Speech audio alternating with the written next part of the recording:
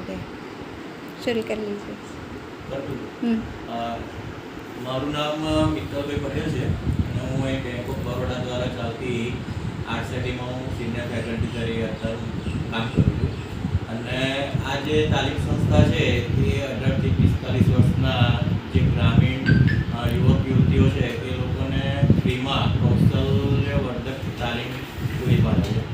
અને આ જે આખો પ્રોગ્રામ છે કેન્દ્ર સરકાર દ્વારા ચલાવવામાં આવે છે. કેન્દ્ર સરકારમાં ગ્રામીણ વિકાસ મંત્રાલય છે એના દ્વારા અને દરેક જિલ્લામાં આવી રીતે આરસીટી કાર્યરત છે. અને ઓલ ઓવર ઇન્ડિયામાં દરેક જિલ્લામાં દરેક રાજ્યમાં પણ આવી રીતે આરસીટી ચાલે છે. પણ આની જવાબદારી જે તે બેંકને એટલે કે લીડ બેંક જે છે જે જિલ્લામાં એ જિલ્લાને આપવામાં આવી છે.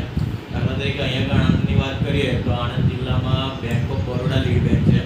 તો અહીંયા આગળ બરોડા સ્વરોજગાર વિકાસ સંસ્થા નામ આપી અને તાલીમ સંસ્થાની શરૂઆત 2009થી આણંદ જિલ્લામાં થયેલી છે. અને આણંદ જિલ્લામાં જોવા જઈએ તો 8 તાલુકામાં વહેંચેલો છે. તો આનો મેઇન ઉદ્દેશ અમારો એ છે કે જે પણ ગામમાં જે શિક્ષિત બેરોજગાર યુવક યુવતીઓ કહીએ છે જે લોકોએ ભણવાનું છોડી દીધું છે અને કશું કામગીરી કરતા નથી, ઘેર બેસી રહ્યા છે, એ લોકોને ફ્રીમાં તાલીમ અમે આપીએ છીએ. અને ફ્રીમાં એટલે એવી રીતે છે કે જે 30 દિવસના કોર્સીસ છે એ બધા તાલીમ સંસ્થા પર વલાસણ ખાતે ચલાવવામાં આવે છે. અને એમાં એ લોકોને સવાર ચા નાસ્તો, બપોર જમવાનું, એક ટાઈમ ચા, ઇવન રાતે રોકાવો તો રાતે રોકાવાની પણ ફેસિલિટી છે.